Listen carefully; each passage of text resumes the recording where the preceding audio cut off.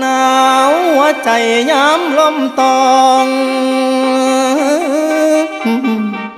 หัวลมซาเดือน12เป็นมาฟ้องอีหยังนอหรือว่าสายลมสอมาสุนกายแต่ละครั้งจังเย็นจอยเข้าใส่ใจเดนอละหูเหตุผลว่าสายลมเป็นห่วงอายอยากบอกข่าวสาวคนไกลว่ามีไผเข้ามาแหงถือเพิ่นแส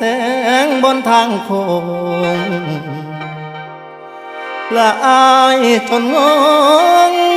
มือเจ้าโทรมาเว้าว่าจบกันน้อเฮาฟังคำเว้าเจ้าง่ายๆลานางเอ้ยอายแปรลมแปรตายกินสุราอาบน้ำเหล้าผู้ใดเว้าบ่ได้ยินความว่างพังขาดสิ้นเหลือแต่กลิ่นความเจ็บความหนาวเหน็บในหัวใจเป็นเพิงไฟบ่พอช่วย